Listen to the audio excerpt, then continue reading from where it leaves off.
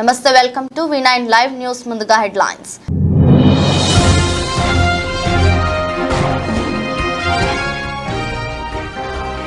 MPP సాగిన లక్ష్మణమూర్తి ఆధ్వర్యంలో నాతవరం మండల సర్వసభ్య సమావేశం.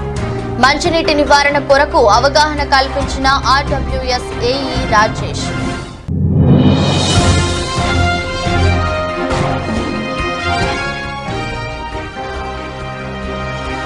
మాడుగుల పోలీస్ స్టేషన్ పరిధిలో జరిగిన హత్య కేసులో 7 నిందితులను అరెస్ట్.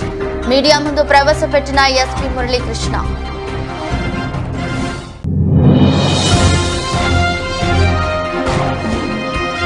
కాకినాడ సౌత్ మండలంలో సేవా హి సప్తా కార్యక్రమం. మహిళలకు గ్రైండర్ ఉచితంగా అందజేసిన intellectual cell convener Shri Mutta Naveen Krishna.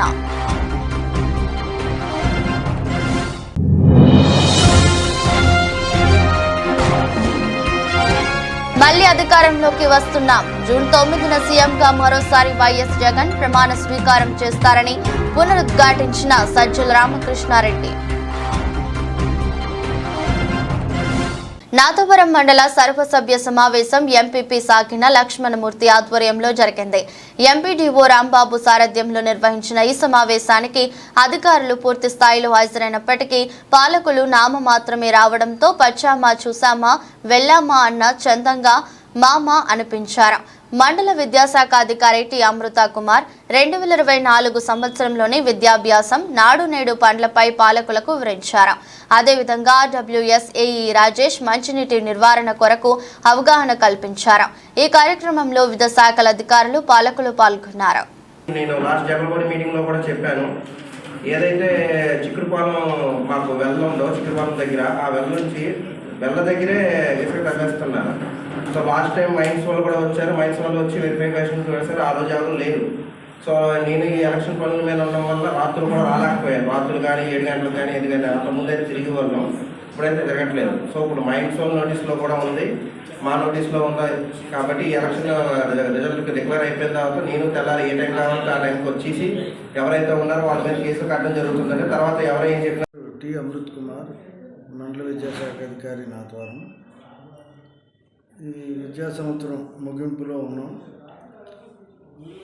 10th class supplementary పరీక్షలు కూడా ఇప్పుడు అవుతూ ఉన్నాయి. ఇప్పుడు లాస్ట్ ఇయర్ ఫెయిల్ అయిన వాళ్ళకి ఇప్పుడు రాస్తున్నారు.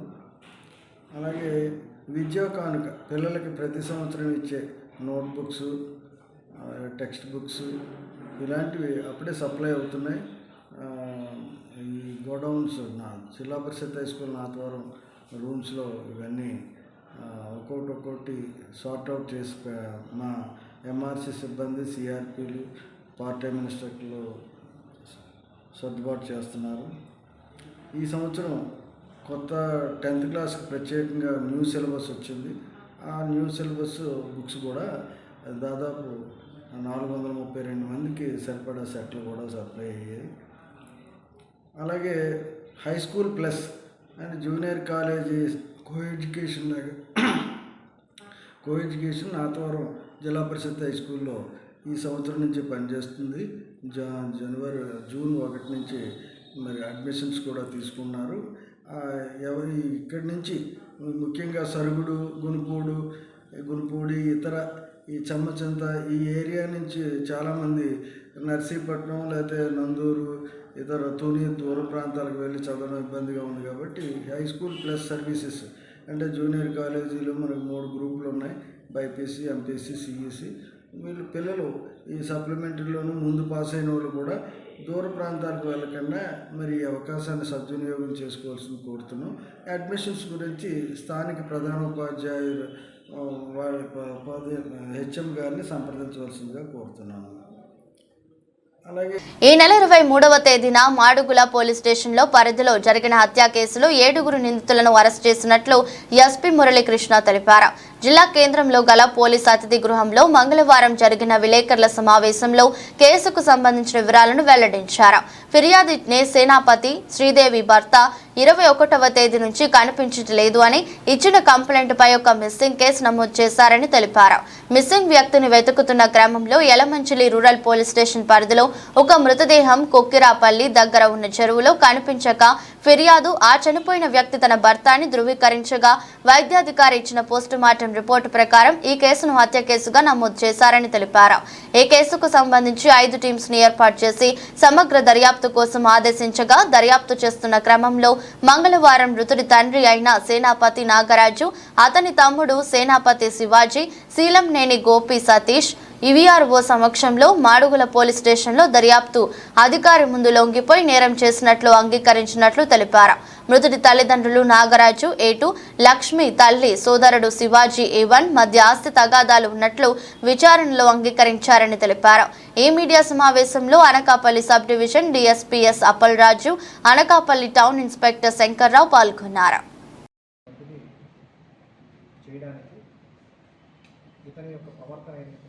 ప్రవర్తనకు అంటే కుటుంబంలో ఉన్నటువంటి ఆస్తి తగాదాలకు వలన అతని తండ్రిని, తల్లిని, తర్వాత సోదరుడిని కూడా హింసించేటటువంటి వాడనేటటువంటి విషయం. సో దానిని ఎలా అయినా ఇతన్ని వదిలించుకోవాలన్న ఇది మీద అతని సోదరుడు మరియు తండ్రి కూడా కలిసి, సోదరుడు ఒక ఫార్మా కంపెనీలో పనిచేస్తున్నారు. అతనికి అసోసియేట్ అంటే అక్కడ పనిచేస్తున్నటువంటి ఇంకొక వ్యక్తి యొక్క సహాయాన్ని తీసుకొని అతను గుంటూరుకి రెంటచింతల మండలానికి సంబంధించిన గుంటూరు పల్నాడు, ప్రస్తుతం పల్నాడు జిల్లాకు సంబంధించినటువంటి వ్యక్తి.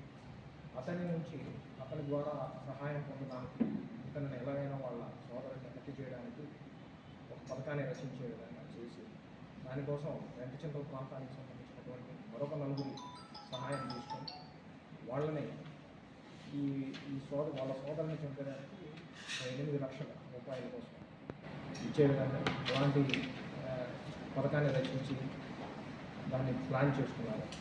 దానికి సంబంధించి ఇన్వెస్టిగేషన్లో ప్రాథమికమైనటువంటి ఆధారాలను బేస్ చేసుకొని మనం వెరిఫై చేసినప్పుడు 20th వాళ్ళు ఇక్కడికి రావడం, ఎవరైతే డిసీజ్ అంటే ఇప్పుడు చనిపోయిన వ్యక్తి ఉన్నామో అతన్ని యొక్క మూమెంట్స్ ఎక్కడ, అతను ఫాస్ట్ ఫుడ్ సెంటర్ ఎక్కడ, ఇవన్నీ కూడా ముందుగా రెక్కి చేసుకుని వెళ్ళడం అనేటటువంటి విషయాలు వెలుగులోకి వచ్చాయి. తర్వాత సబ్సిక్వెంట్గా నెక్స్ట్ డే అతని ఫాస్ట్ ఫుడ్ సెంటర్కి చేరి వ్యక్తితో మద్యం కూడా తాగించి అతనితో కొంచెం సన్నిహితంగా మెలిగి తిరిగి కారులో తీసుకుని వెళ్ళే క్రమంలో అతని కత్తితో పదమైనటువంటి హత్య చేసి అక్కడి నుంచి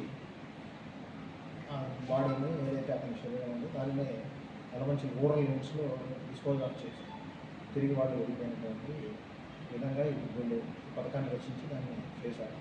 మండలంలోని రాజుల కొత్తూరు సమీపంలో మృతి చెందిన గుర్తు తెలియని మహిళ హత్య కేసును తుని రూరల్ పోలీసులు ఛేదించి నిందితుని అరెస్ట్ చేసి విచారిస్తున్నారు. కాకినాడ జిల్లా తుని మండలం రాజుల కొత్తూరు సమీపంలో మహిళలను హతమార్చి పొదల్లో పడేసిన సంఘటనలో తెలంగాణ ప్రాంతానికి చెందిన నందికా ప్రవీణ్ అనే వ్యక్తిని అదుపులో తీసుకుని అరెస్ట్ చేశారు. ఇతను తన శారీరక వాంఛనాలను తీర్చుకోవడానికి మృతురాలిని బుక్ చేసుకుని అదే క్రమంలో హతమార్చాడని పోలీసులు తెలిపారు.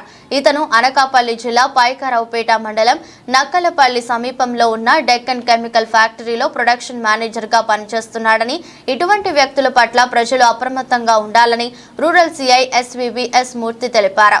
నిందితుడినే కోర్టులో మెజిస్ట్రేట్ ముందు హాజరుపరుస్తామని తెలిపారు. ఈ కేసు పురోగతిలో పాల్గొన్న rural SID Ramesh Babu, Kotanandur SI Shankarrao, town SI Vijayababu, Korangi SI Ravikumar తో పాటు సిబ్బందిని అభినందించారు. రాజుపేట గ్రామ శివారు అక్కడ నుంచి హైవే నుండి టీ వెంకటాపురం వెళ్ళే గ్రావెల్ రోడ్లో సుమారు 30-35 సంవత్సరాల మహిళ మృతదేహం సెమీ నేకెడ్గా ఉందనేటువంటి ఇన్ఫర్మేషన్ మీద అది మన ప్రెస్ సోదరులు ముందు గుర్తించి తెలియజేశారు. ఎస్ఐ గారు ఇమీడియట్గా అరెస్ట్ అయ్యారు. తర్వాత నాకు ఇన్ఫార్మ్ చేస్తే మేము మా సిబ్బందితో వెళ్ళి ఆ మృతదేహాన్ని పరిశీలించిన తర్వాత పేటగుంట VRO గారు ఇచ్చినటువంటి ఫిర్యాదు మీద హత్య కేసుగా నమోదు చేసి దర్యాప్తు చేశాం.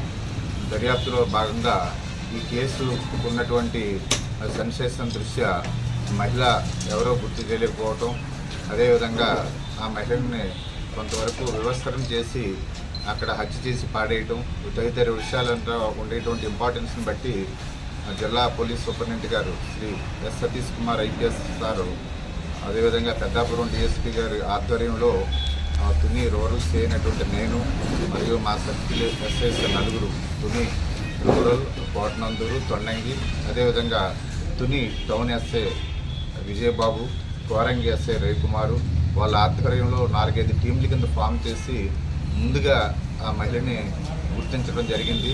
ఆమె సీలేరు దగ్గర జీకే వీధి అని చెప్పి తెలియడం జరిగింది.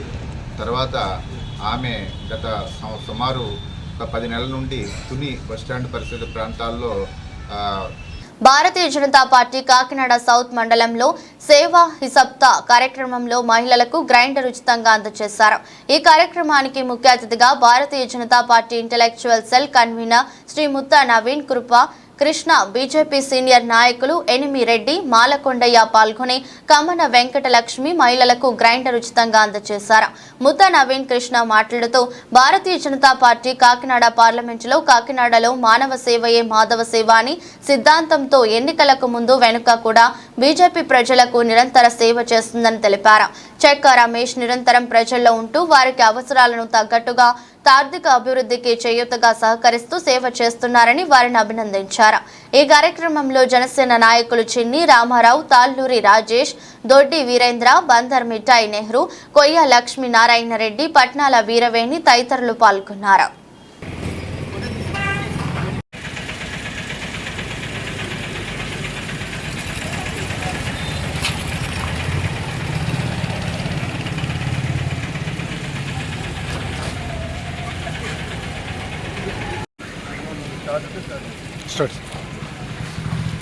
ఈరోజు బీజేపీ కాకినాడ పార్లమెంట్లో కాకినాడ సిటీలో సౌత్ మండల్ ప్రెసిడెంట్ మన చెత్త రమేష్ గారు, వాళ్ళ మిత్ర బృందము, బీజేపీ కార్యకర్తలు అందరూ కూడా బీజేపీ యొక్క సిద్ధాంతం ప్రకారము సేవే ముఖ్యము, అది ఎలాంటి వాళ్ళైనా కూడా సేవ చేయడమే మన పార్టీ సిద్ధాంతం అనే దాన్ని నిలబెడుతూ ఈ రోజున ఒక మహిళకు ఆవిడ సొంత కాలం మీద నిలబడి జీవనోపాధి కల్పించాలనే ఉద్దేశంతో పప్పు రుబ్బే మెషిన్ని వాళ్ళు డొనేట్ చేయడం జరిగింది. మా బీజేపీ పార్టీ కార్యకర్తలందరూ కూడా ప్రతిసారి కూడా ఎవరికి ఏం అవసరం ఉన్నా ఎప్పుడూ ముందుంటారు. అది ఎలక్షన్ల ముందన్నా ఎలక్షన్ అయ్యాక అన్నా ఆ 5 సంవత్సరాలు ఎప్పుడు కూడా 24x7 రోజులు కంపల్సరీగా అందరికీ అందుబాటులో ఉంటారు అని చెప్పి తెలియజేస్తున్నారు. ఇలాంటి ఎన్నో మంచి కార్యక్రమాలు చేస్తున్న చెక్క రమేష్కి, బీజేపీ కార్యకర్తలందరూ కూడా నా ధన్యవాదాలు తెలియజేస్తున్నాను. ఇలాగే నన్ను ముందుండి ఇంకా సేవా కార్యక్రమాలు చేస్తూ రాబో కాలంలో ఇక్కడ చెక్క రమేష్ కార్పొరేట్ కింద కూడా గెలిచి ఇంకా ఎక్కువ కార్యక్రమాలు చేయాలని చెప్పి ఆశిస్తున్నాను. నేను అందరికీ సెలవు. జై హింద్, జై భారత్.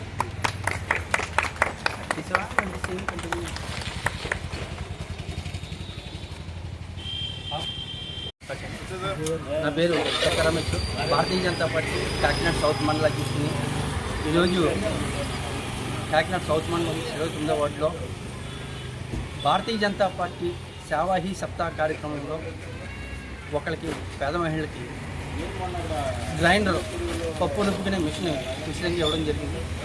ఈ కార్యక్రమానికి భారతీయ జనతా పార్టీ రాష్ట్ర intellectual cell convener Mutha Naveen గారు, అలాగే భారతీయ జనతా పార్టీ రాష్ట్ర మీడియా అధికార ప్రతినిధి ఎనిమిరెడ్డి మాలకొండయ్య గారు ముఖ్య అతిథిగా పాల్గొని ఈ కార్యక్రమానికి వారి చేతుల మీదుగా ఈ మిషన్ గ్రైండర్ ఇవ్వడం జరిగింది. ఈ కార్యక్రమంలో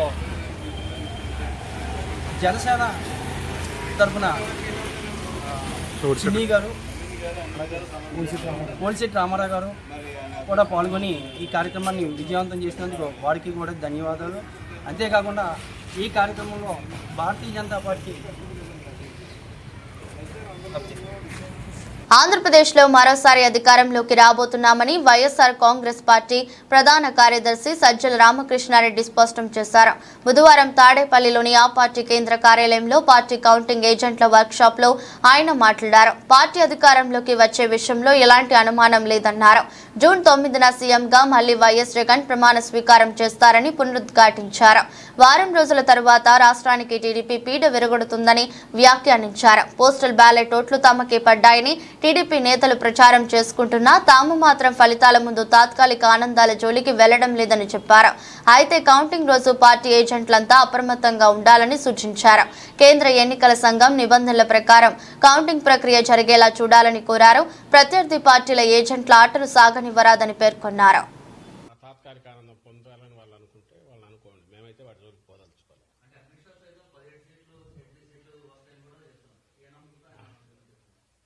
బహుశా బీజేపీ వాళ్ళు ఎవరు మాట్లాడినా, ఇంక్లూడింగ్ ఆయన అమిత్ షా గారితో సహా, ఈ మనది 4th ఫేజ్లో జరిగింది, 7 phases. వాళ్ళకి అక్కడ నార్త్లో ఏదో ఇదవుతుంది అనేది ఊహాగానాలు నడుస్తున్న నేపథ్యంలో మాకు సౌత్లో బ్యాలెన్స్ అవుతుందని చెప్పుకోవడానికి లేదా అక్కడ ఓటర్లను ఇంప్రెస్ చేయడానికి ఆ ప్రచారం చేసుకుంటున్నారేమో నాకు తెలియదు. కానీ ఎందుకంటే బ్యాలెట్ బాక్స్లో ఈవీఎంలో అన్ని నిక్షిప్తమైనాక ఇంకా దాని గురించి ఊహాగానాలతో ఇప్పుడు అవసరమేముంది. ఆయన ఆ మాట అంటున్నాడంటే బహుశా ఈ 3 ఫేజుల మీద దాని ఇంపాక్ట్ ఇన్ఫ్లుయెన్స్ ఉంటుందని ఆయన కానీ ప్రధాని కానీ అనుకుంటుండొచ్చు, లేదా ఆ పార్టీ నాయకులు అనుకోవచ్చు. కూటమిలో ఉన్నారు కాబట్టి ఇక్కడ మేము వస్తాము, ఇక్కడ ఇన్ని సీట్లు వస్తున్నాయంటే మిగిలిన చోట్ల ఓటర్ కూడా ఎలాగో వీళ్ళే గెలుస్తారు, బీజేపీ కూటమి వస్తుంది, ఎన్డీఏ కూటమి వస్తుంది అని అనుకుని అక్కడ కూడా ఓట్లు వేస్తారని వాళ్ళ ఆశ కావచ్చు. అంతే తప్ప దానికి అంతకుమించి పెద్ద వాల్యూ ఉంది అని నేను అనుకోను.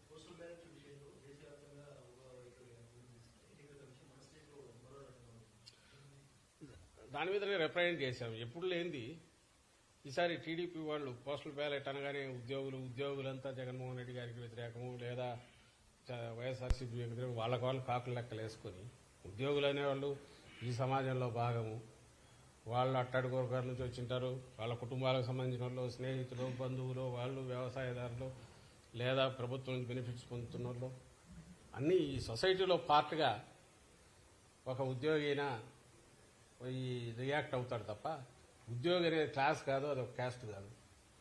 అయినా సరే వాళ్ళు ఒకటి ఇమేజ్ క్రియేట్ చేసుకుని ఉద్యోగులంతా దీనికి వ్యతిరేకంగా కాబట్టి పోస్టల్ బ్యాలెట్లో ఏదో చేస్తారని దానికి తగినట్టు గతంలో ఎప్పుడు లేదు, బహుశా ఏ పార్టీ కూడా అడగదు. ఆ బ్యాలెట్ అనేది ఉంటే చాలు, మిగిలిన ఏది అక్కర్లేదంటూ కూడా ఈ మధ్య రిప్రజెంటేషన్ ఇచ్చినట్టున్నారు ఆ ఆశతో. కానీ అది చల్లదు. యాక్చువల్ 19 అట్లా చూసుకుంటే నాకు గుర్తుండి మా గుంటూరులోనే 6,000 7,000 postal ballot out right cover మీద నంబర్ లేదని రిజెక్ట్ చేసినట్టు నాకు గుర్తు, సీరియల్ నెంబర్ లేదని. అట్లా కూడా చేశారు. ఈసారి ఏమో ఏది వద్దని వాళ్ళే అడుగుతున్నారు. ఈసీఐ ఏ గైడ్ లైన్స్ నంద్యాల ప్రభుత్వ ఆసుపత్రిలో రోగులు ఓపీ కోసం నానా అవస్థలు పడుతున్నారు. అసలే వేసవికాలం కావడంతో సుదూర ప్రాంతాలైన చుట్టుపక్కల గ్రామాల పట్టణంలో నుండి వచ్చి ప్రైవేట్ హాస్పిటల్స్ లో చూపించుకోలేక ప్రభుత్వ ఆసుపత్రిని ఆశ్రయిస్తే ఆన్లైన్ ఓపీ పెట్టడం ద్వారా గంటల తరబడి లైన్లో వేచి ఉండే పరిస్థితి వచ్చిందని రోగులు వాపోతున్నారు. ఆన్లైన్ ఓపీ ఉండడం వలన ఎదురు చూపులు తప్పడం లేదని, బస్సులు ఆటోలలో హాస్పిటల్ రావడానికి డబ్బులు పెట్టి వస్తున్నా ఇక్కడ మాత్రం ఇబ్బందులు పడుతూ సమయానికి వచ్చి ఓపీ రాయించుకున్న వృద్ధులు, వికలాంగులు గంటల తరబడి లైన్లో వేచి చూడటం వల్ల ఉన్న రోగం సంగతి దేవుడెరుగు, కొత్త రోగం వచ్చేలా ఉందని అసహనం వ్యక్తం చేస్తున్నారు. రోగులు గంటల తరబడి ఓపీ కోసం లైన్లో ఉండగానే డాక్టర్లు మాత్రం సమయపాలన పాటిస్తూ వారి సమయం కాగానే ఓపీలన్నీ వదిలేసి వెళ్లిపోతున్నారని ఆరోపిస్తున్నారు. ఇప్పటికైనా అధికారులు స్పందించి ఓట్ల కష్టాలు లేకుండా చేయాలని, స్త్రీలను 2 కౌంటర్లు, పురుషులకు 2 కౌంటర్లు ఏర్పాటు చేసి ప్రజలకు వైద్య సేవలు అందేలాగా చేయాలని ఆవేదన వ్యక్తం చేస్తున్నారు.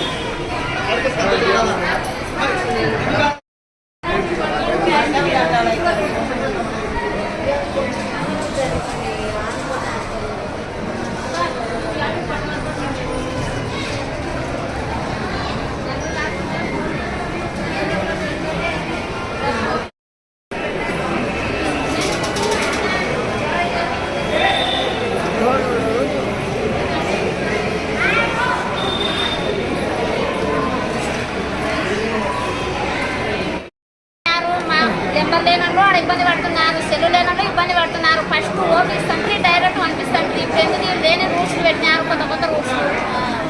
అన్ని కొత్త రూల్స్ పెట్టినారు. ఫస్టే బాగున్నాయి. అది ఇప్పుడు ఎంత ఇబ్బంది పడుతున్నారు ఆడ. నిన్న మంచి ఇబ్బంది పడుతున్నారు. కడుపున పిల్లలు ఇబ్బంది పడుతున్నారు ఆడ. ఎంతమంది ఆడ చూసుకోవాలి బాగా. ఎన్ని ఏళ్ళకి వచ్చారమ్మా మీరు? మీరు ఎన్ని ఏళ్ళకి వచ్చారు? మీరు ఎన్ని ఏళ్ళకి వచ్చారమ్మా? అంటే మేము 8కి వచ్చినాము. ఇంకా పని కాలే ఆడ. ఆడ ఏదేదో మంది పెద్దలకు చాలా ఇబ్బంది పడుతున్నారు ఆడ. దేని కొత్త కొత్త రూల్స్ పెడుతున్నారు. లేడీస్కు ఒక కౌంటరు, జెంట్స్కి ఒక కౌంటరు. డిస్టిక్ అయింది కాబట్టి డబల్ పెడితే బాగుంటుందని మా ఆలోచన సార్. ఇప్పుడు రికమెండేషన్ల మీద వచ్చి పడపడ తీసుకొని పోతున్నారు. ఇప్పుడు మేమల్లా ఎట్లా సార్ ఇంకా క్యూలో నిలబడి అట్లా పోవాలంటే ఎంతసేపు చాలా టైం తీసుకుంది. కాబట్టి జెంట్స్కు 2, లేడీస్కు 2 పెడితే కౌంటర్ బాగుంటుంది సార్. నంద్యాల సరిగ్గా వారం రోజుల్లో ఈవీఎంలలో నిక్షిప్తమైన అభ్యర్థుల జాతకాలు వెల్లడి కానున్నాయి. కానీ అప్పటి వరకు క్షణముఖ యుగంలా ప్రధాన పార్టీల అభ్యర్థులు గడుపుతున్నారు. సామాన్య ప్రజల్లోనూ విజేతలు ఎవరన్న దానిపై గతంలో ఎన్నడూ లేని విధంగా ఈసారి ఆసక్తి నెలకొంది. గెలుపు తమదంటే తమదేనంటూ ఊహా పల్లకిలో ఉన్న లోలోన మాత్రం తేడా జరిగితే అనే ఆందోళన అభ్యర్థుల్లో కనపడుతుంది. పోలింగ్ ముగిసి 2 వారాలు దాటినా ఇంకా ఓటింగ్ సరళిపై తర్జన భర్జనలు పడుతూనే ఉన్నారు. ఓటింగ్ కూడికలు తీసివేతలు వేస్తూ కొద్దిపాటి మెజారిటీతో అయినా తామే ఒడ్డున పడతామనే లెక్కల ద్వారా నేతలు ఓ అంచనాకొస్తున్నారు. మరికొద్ది మంది అభ్యర్థులు మాత్రం ఈ ఉత్కంఠ ఎదురుచూపులు భరించలేక ఆట విడుపు కోసం కుటుంబాలతో కలిసి పర్యాటక ప్రాంతాల బాట పట్టి సేద తీరుతున్నారు. ఎన్నికల ఫలితాలపై పాలక పార్టీ అభ్యర్థుల్లో ఆందోళన కనిపిస్తోంది. వీరితో పోల్చుకుంటే కూటమి అభ్యర్థుల్లో గెలుపుపై ధీమా ఎక్కువగా ఉంది. దీనికి అనేక సానుకూల అంశాలను వారు ఉదాహరిస్తున్నారు. రాష్ట్ర వ్యాప్తంగా కూడా కూటమి ట్రెండ్ నడిచిందనే వివిధ సర్వే సంస్థల లెక్కలు ఒక ఎత్తైతే ప్రభుత్వం మీద వ్యతిరేకత ఉండడం వల్లే పోలింగ్ రోజు ఓటర్లు బారులు తీరారని, ఇది ప్రభుత్వ వ్యతిరేక ఓటేనని వారు భావిస్తున్నారు.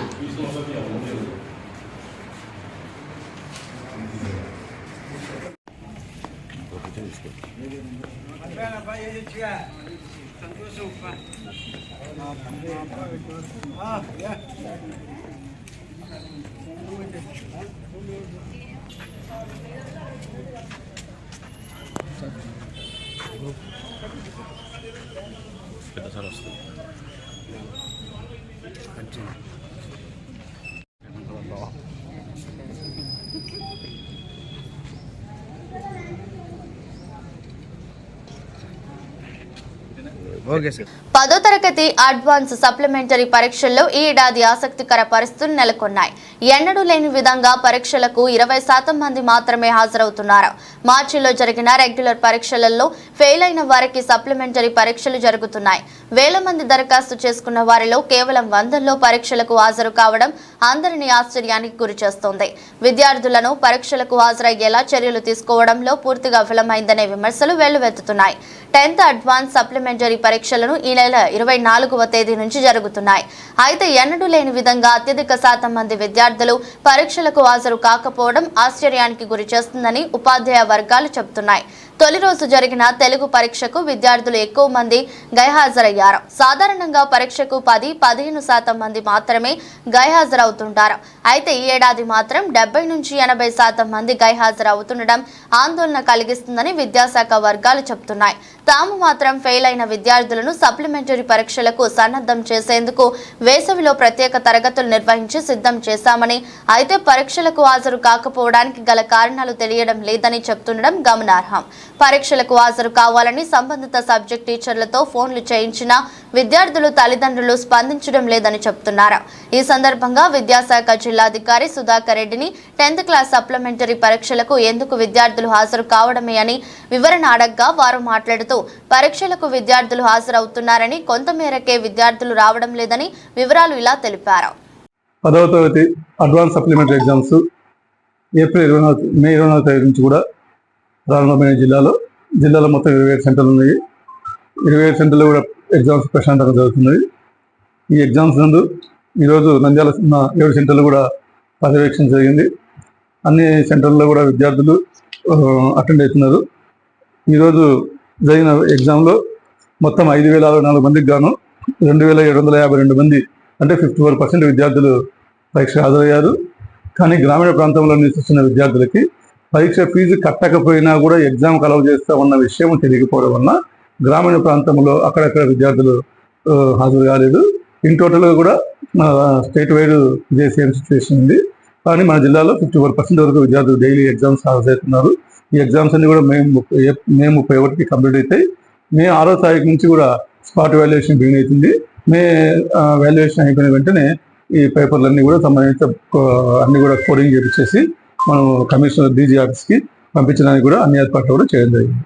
నంద్యాల ఎన్నికలు ముగిశాయి. వచ్చే నెల 4వ తేదీన కౌంటింగ్ జరుగుతుంది. 6వ తేదీ వరకు ఎన్నికల కోడ్ అమల్లో ఉంటుంది. ఈ నేపథ్యంలో జూన్ నెల పింఛన్ల పంపిణీపై ఇప్పటి నుంచే చర్చ మొదలైంది. వాలంటీర్ల సేవలకు ఎన్నికల కమిషన్ అనుమతిస్తుందా? గత నెల మాదిరి బ్యాంకు ఖాతాల్లోనే నగదు జమ చేస్తుందా, లేక సచివాలయానికి రప్పించి ఇస్తుందా అనే అంశాలపై పింఛనార్థుల్లో టెన్షన్ నెలకొంది. అయితే ఇప్పటి వరకు ప్రభుత్వం నుంచి ఎటువంటి ప్రకటన వెలువడలేదు. ఎన్నికల కోడ్ అమల్లోకి రాకముందు ప్రభుత్వం వాలంటీర్లతో ఇంటింటికి పింఛన్లను పంపిణీ చేయించింది.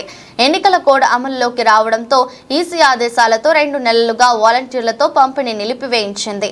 దివ్యాంగులు మంచం దిగలేని స్థితిలో ఉన్న వారికి మాత్రమే సచివాలయ సిబ్బంది అందిస్తూ ఉన్నారు. మొదటి నెలలో సచివాలయానికి రప్పించి ఇవ్వగా వృద్ధులు ఎండలకు నానా ఇబ్బందులు పడ్డారు. మే నెలలో లబ్ధిదారుల ఖాతాల్లో జమ చేశారు. చాలా మందికి 10వ తేదీ వరకు జమ కాలేదు.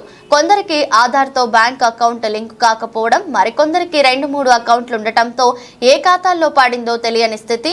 సొమ్ము కోసం బ్యాంకుల వద్ద పడిగాపులు కాశారు. బ్యాంక్ ఖాతాలపై సరైన అవగాహన లేకపోవడంతో పింఛన్ సొమ్ము జమ అయ్యిందో లేదో తెలుసుకోవడానికి నానా కష్టాలు పడ్డారు. ఈ సందర్భంగా project director DRDA Sridhar Reddy మాట్లాడుతూ ఎన్నికల కోడ్ అమల్లో ఉండడం, అదేవిధంగా 4వ తేదీ కౌంటింగ్ ఉన్న సందర్భంగా పింఛన్దారులకు యథావిధిగా వారి ఖాతాలో జమ చేయడం జరుగుతుందని, వికలాంగులకు, వృద్ధులకు ఇంటి వద్దకు సచివాలయ సిబ్బంది ఇవ్వడం జరుగుతుందని, ఎవరు కూడా ఆందోళన చెందాల్సిన అవసరం లేదని, మీ ఖాతాలో పింఛన్ డబ్బులు జమ చేయడం జరుగుతుందని తెలిపారు. వైకేపీ తరఫున ఆంధ్రప్రదేశ్ రాష్ట్ర ప్రభుత్వము ఈ పెన్షన్ కానుక అనేది ప్రతి నెల కూడా మనము అందించడం జరుగుతూ ఉంది. మరి ప్రభుత్వ ఆదేశాల ప్రకారము ఏప్రిల్, మే, జూన్ నెలలో ఇది 1-2 మార్గాల ద్వారా మనకు పంపిణీ చేయాలని ఆదేశాలు ఇవ్వడం జరిగింది. ఒకటి డోర్ డెలివరీ, అంటే ఎవరైతే వృద్ధులు, అదేవిధంగా అసలు మంచంలో పడి లేవలేకుండా ఉన్నారో, పెరాలసిస్ పేషెంట్స్, ఇటువంటి వాళ్ళందరికీ కూడా ఇంటికే వెళ్ళి పెన్షన్ ఇవ్వడం జరుగుతుంది. అదేవిధంగా ఎవరికైతే బ్యాంకు ఖాతాలకు వాళ్ళకు లింక్ అయి ఉన్నాయో వారందరికీ కూడా బ్యాంకులకు ఈ పెన్షన్ అనేది జమ చేయడం జరుగుతుంది. ఈ 2 విధాల మార్గాల ద్వారా ఏప్రిల్, మే, జూన్ నెలల్లో పెన్షన్ పంపిణీ చేయాలని ఆదేశం చేయడం జరిగింది. మరి ఏప్రిల్ నెలలోనూ, మే నెలలోనూ ఆ విధంగా పెన్షన్ పంపించడం జరిగింది. మరి ఇప్పుడు ఈ జూన్ నెలలో కూడా ఈ 2 విధానాల ద్వారానే ఈ పెన్షన్ పంపిణీ చేయడం జరుగుతుంది. మరి నంద్యాల వార్తలు ముగించే ముందు మరోసారి హెడ్లైన్స్.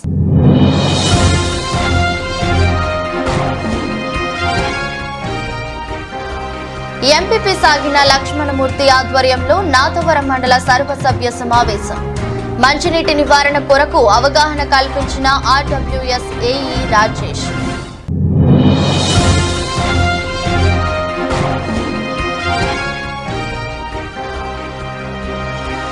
మాడుగుల పోలీస్ స్టేషన్ పరిధిలో జరిగిన హత్య కేసులో 7 నిందితులను అరెస్ట్.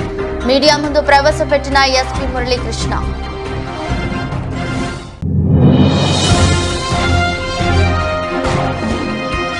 కాకినాడ సౌత్ మండలంలో సేవా హి సప్తా కార్యక్రమం.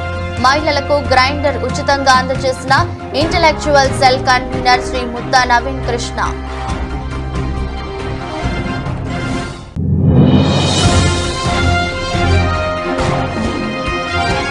మళ్లీ అధికారంలోకి వస్తున్నాం. జూన్ 9న సీఎంగా మరోసారి వైఎస్ జగన్ ప్రమాణ స్వీకారం చేస్తారని పునరుద్ఘాటించిన సజ్జల రామకృష్ణారెడ్డి. ఎదురొస్తు బులెటిన్ మరో బులెటిన్లో మళ్ళీ కలుద్దాం. అంతవరకు సెలవు. నమస్కారం.